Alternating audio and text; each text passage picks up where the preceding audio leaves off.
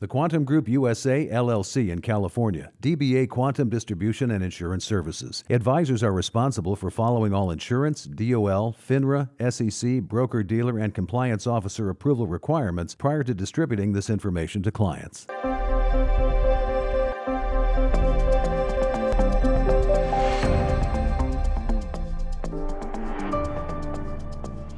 Welcome back to April's edition of More Market Insights, and probably by now you've noticed that the markets are sending mixed signals. Geopolitical tension is rising, economic data is surprisingly to the upside, and traditional diversification isn't behaving the way advisors or clients really expect.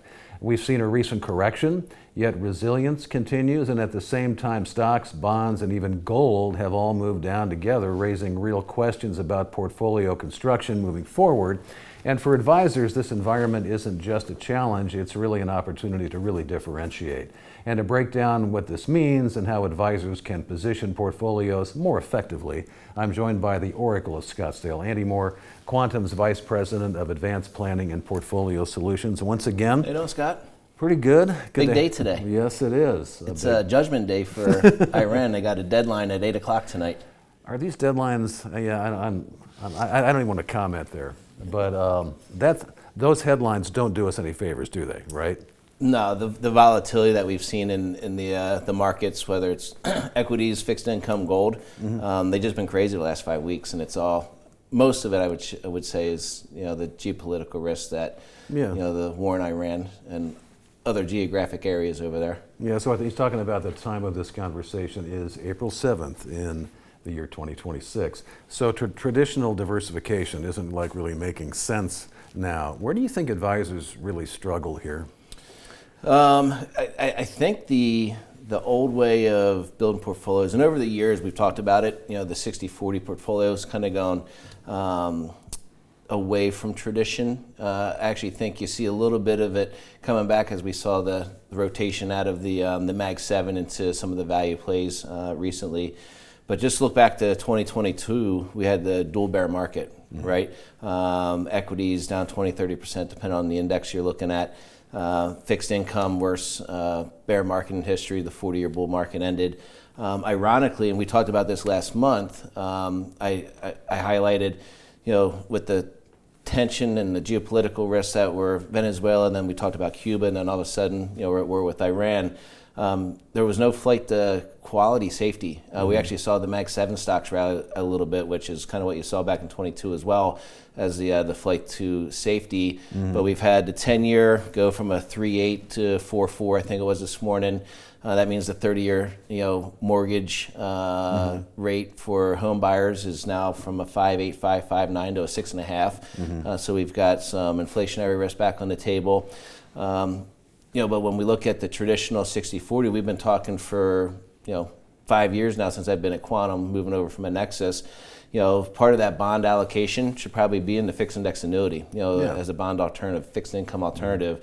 And I think, when we look at the markets here with, stocks down, bonds down, and gold down, which you'd have thought maybe a flight to quality there, it's down almost $1,000 an ounce. The fixed index annuity with the rotation from growth into value, a lot of these alternative indices are built off of a value play for the volatility control. There's quite a bit of indices this year that are up year to date, while major markets, look worse than they are. With still some resilience that we talked about. But yeah, I think, back to your original question, where advisors struggle, the traditional way of building portfolios just isn't the same these days as it was back in the old days. And now, so we have all the geopolitical stuff, right? The headlines, again, that we see every day. And then we get a jobs report, and it's actually up, which is counterintuitive. How does all that affect, client conversations? Well, I think from an advisor perspective, I think rate cuts are off the table for right now with everything that's going on and some of the inflationary risks, especially oil, that we have, that is really affecting people to pump. And to give you an idea, I drive a big diesel pickup truck, like to do the fishing and hunting stuff. I filled it up on Saturday. It was $6.25 a gallon for diesel. Pretty expensive. So $150 to fill my truck up this weekend, which, when you go down to mainstream America, that's going to trickle down to the retail side and, inflationary pressures that are out there. So you don't want to drive a Prius, probably. No, not Probably a not. Prius. I own Tesla stock, so maybe I'd buy a Tesla before a Prius. All right. So now we're talking, I want to hear about private credit, which, that's really been a hot topic lately. And we're hearing about withdrawal limitations, liquidity, and things like that. Talk about that.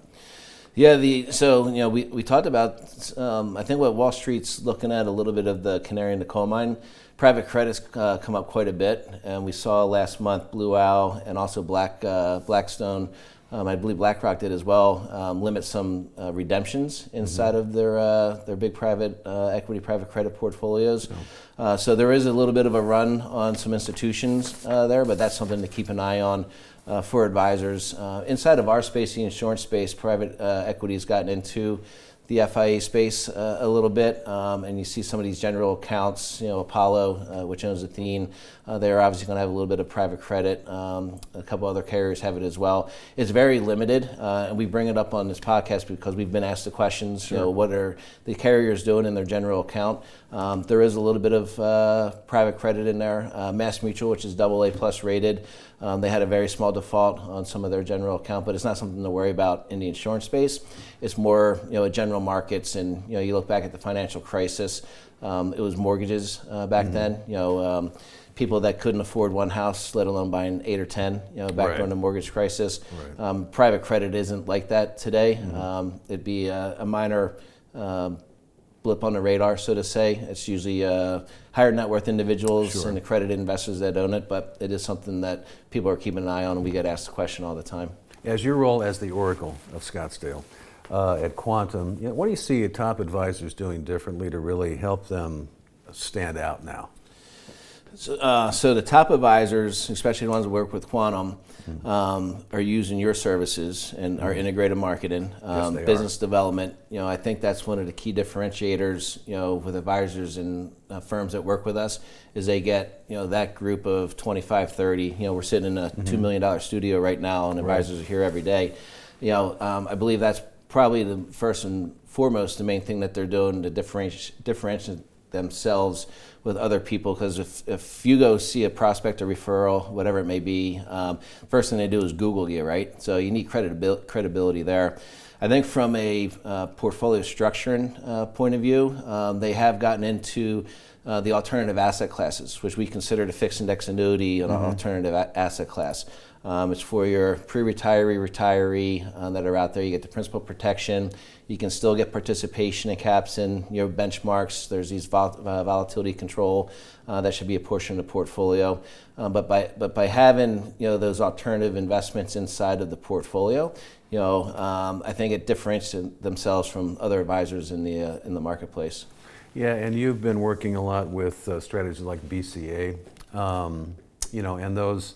Again, these strategies now, they're built by economists, Yep. right? They're not just quants sitting there and looking at the indices. These are people who are worried about the general health of the economy. Why does that matter, to advisors? And we highlighted the Athene BCA last month. They kind of revamped the accumulation side of the portfolio, and it's the only FIA in the space where every single index, except for the S&P 500, is built with someone that has studied the markets for their whole career, and they backcast over 100 years. So when you look at an index that has a Professor Schiller's name on it, Professor Harvey, or Jeremy Siegel's name, some of the most noted economists in the country right now, when you turn on CNBC, you compare that to a volatility control index that was built by an investment bank asset manager, and they sell to an actuary. How are they building that index? Is it true historical performance? Are they cherry picking dates? Are they data mining to find the best returns for an illustration? When you look at these indices that are built by well-known economists, you put a little bit more faith in them than you do someone just out of MIT or an Ivy League school on the East Coast that needs to do $1 billion mandate, to keep a job or get a promotion to managing partner. So there's just a little bit of a different design, behind them. Not to say that some of these other indices aren't good, but if I've got Professor Schiller or Jeremy Siegel's name on an index, I'm going to look at it, a little closer than some of the other ones that are out there. And you've written a number of white papers talking about bonuses and how to use them. So we've got North American with these life and health strategies in there too. Talk about how advisors can kind of use those in these conversations. It's our most requested white paper still, the S&P 8500, and I'd have to check with Gabby and the case design team. But with the recent market volatility, we mentioned it before. The Mag 7 in correction territory, the software stocks basically started their drawdown fourth quarter of last year. The request for bonuses is even greater today than it was last month. North American just raised their bonus up to 24% for a fee, 19% no fee. That's on the Nexus chassis. But how advisors are using it is basically, to take some of the stress off of the portfolio. Clients are calling in. We're down, correction territory, 10% on the NASDAQ. S&P was, we'll call it correction. It was 9.5 or whatever it was 2 weeks ago. But you can use those bonuses to get clients, back to even, or if not a little bit ahead, and then use free partial withdrawals to dollar cost average back into the marketplace. And you and I highlighted, I believe it was in January, we just had 3 years of 20% returns almost in the S&P. And this year was going to be a challenging year. I actually think there's more downside to come. The markets right now, I think they're looking for some sort of ceasefire or whatever it may be. You may get a nice rally back to close to new highs. But there's probably 15, 20% pullback going into the elections would be my guess. Is it 20, 30%? Maybe not that drastic, but there's still that pullback. So if you take that cash bonus today, right, and then September, October, August, whenever you get a bigger drawdown, take your 10% free partial withdrawal, dollar cost average back into whatever it is in the portfolio, but still use those bonuses. And we highlighted, at the beginning, the 10-year going from a 3.85 to a 4.4.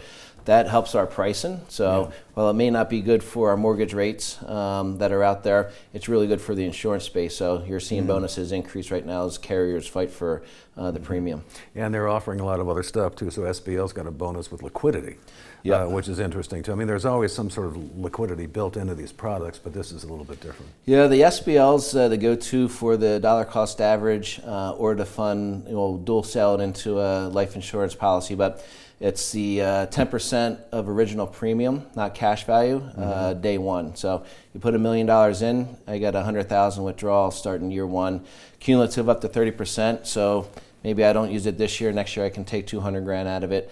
But it's the best liquidity feature, best accumulation in the industry with a 20% bonus. And then we're going to dip into life now because we've just, we talked about it last time, our new relationship with the ORG One Resource Group, which now elevates Quantum's life insurance support. Not that we didn't have that ability before, but this is something different and a lot more expanded. Yeah, we wanted to make our life department in line with our annuity teams. We looked at different ways to do that, and hopefully some of the advisors on the call listen to the videos we will release next week with One Resource Group. But to do it internally, we looked at the options, the costs. It didn't make sense to us to build that internally when we could partner with One Resource Group and add additional horsepower. So, our life department is now on, a level playing field with our annuity department, so to say. But it also expanded us into additional markets. So when we talk about the partnership with One Resource Group, it's just not life insurance, right? It's not IUL, whole life, LTC, disability. It now gives us opportunities into the private placement life insurance. I literally had a call today for an advisor, higher net worth individual, wants a $20 million PPLI. Quantum wouldn't have been able to handle that 2 weeks ago. Now we can. Also expanded us into the health insurance side. So we would get asked all the time for, do you do health insurance? I had someone just get laid off and COBRA's coming to an end. While we didn't do that then, with the new partnership we can. So it just expands our services. The rollout last week, we've been kind of doing a soft rollout. Last week was rip the Band-Aid off. So I got to integrate a couple technologies that are behind schedule, but the response from our advisors and our annuity VPs has been really, really well received the first week. And as your role of Vice President of Portfolio Solutions and Advanced Planning, I don't think a lot of advisors understand how that not only can help their clients, it can help retain clients and generate new clients, right? How does that work? Yeah, so the whole concept when I came to Quantum 5 years ago was to make advisors sticky to Quantum, right? Integrated marketing, client acquisition, all the products on the annuity side, including limited distribution, the new rollout with the One Resource Group relationship. But how do we keep the advisors sticky to Quantum? Our retention is probably 9+ years. Industry average maybe 24 months. They're always at best. Yeah, always jumping shops, and that is to make the client sticky to the advisor. So an advisor, if they're posed a question or have a pain point in a plan or have questions that a client referral lead comes and asks them, you don't ever say we don't do that or I don't know. You email and call Quantum and we figure out the solutions, put you in contact with the right attorneys potentially. If you need something, we had a advisor last week come in and he was working with a law firm for deferred sales trusts. He had a bunch of business owners, didn't like the relationship he was in. We don't have that, but we have a network of other advisors that may have that. So today I was able to find a potential solution that they'll go through the interview process. So, back to your original question, it's really the different verticals we have is to make the clients sticky to the advisors. Yeah, that's the main goal. And we help you as an advisor watching this with marketing, obviously. If you've worked with a lot of IMOs, and every time we have conversations with people, that's not very uncommon. Usually they're sort of dissatisfied and they kind of paint us all with this really broad brush, and it's accurate, really. But when it comes to marketing to pair with the advanced support that we're providing on the product side and the solution side, we're a full service advertising agency. We're very unique. I like to call us the anti-IMO. Because we want to take all the gotchas out of your typical relationships, which usually do a great job of getting you in the door and getting you excited and then forgetting about you after 6 months. That's not what we do. We don't work with everybody, but we do absolutely everything and make sure that we implement it for you. So it's a conversation I think worth having. I guess if you look at the next 12 to 24 months, what's the biggest opportunities for advisors to get through it? Well, there's a lot of opportunities, especially when you talk 12 to 24 months. We got to get through this year first. I want to go back to your question before because I've been asked a lot, with the war going on about potential recessions that may be coming up. And we did have that surprise job report, that came in plus 173,000. Unemployment actually ticked down to 4.3, and we had discussed for months now that may be the problem that the Fed would run into is unemployment. Wage growth was slowing down, and that jobs report, we have to see if it continues. But if that's the case, there's probably, as I mentioned before, no more rate cuts this year. Even though I think the market's still pricing in about 1 to 2 for rate cuts. The problem that I see is obviously an extended war. We mentioned before, Trump said 4 to 6 weeks. We're at 5 right now. 8 o'clock tonight, we see what happens, so to say. But if we look at the 2 holidays coming up, so we have Memorial Day coming up in May. If oil is still above $100 a barrel, pain at the pump's going to be real and extremely inflationary. And then if we have 4th of July come up and we're still, some way, shape, or form in the Middle East again, and God bless our troops that are fighting a good fight, so to say. Then I really do think we have potential for a recession in the second half of the year. With that said, if we can get this conflict resolved and we get oil prices back down to under 70, 60, last time we met, I said I saw a path to probably under 60, maybe even 50, because we're going to control a lot more oil supply like we do in Venezuela. Right. But if this is prolonged, because all of that transportation costs, that oil cost, that diesel cost, gets passed back to you and I. So it's going to affect food prices, cost of living, you name it. So again, I get asked almost every week right now, every day, from whether it's the VPs getting asked by the advisors, the firms, what that looks like on the back half of the year. That's where I potentially see a recession. If we can get that resolved, I think it's business as usual. We get through the midterms later this year, early next year, potentially new highs in the marketplace. And I guess one light at the end of the tunnel with all this, interest rates going up, everything, inflation is going up, at least from one perspective, as an advisor, it allows the companies that we work with to position products with high interest rates in ways that we typically don't necessarily see when interest rates are normal. And so for those people who are suffering in this economy, we do have some solutions that can really improve their situation. Yeah, and the question 10 minutes ago, the bonus products. Yeah. North American just got really aggressive, as I mentioned, up to 24. The SBL with the big liquidity is 20. North American's free one, nothing's free, but is 19. You lose a little bit in participation rates. But for advisors that are having tough conversations, we always bring up the analogy of my father. Calls me when the market's down. Never calls when it's up. See how I'm doing. But market's down. What are we doing? Right. Type of scenario. The fixed index annuity with big bonuses, still participating the Nasdaq, S&P, is truly an alternative asset class.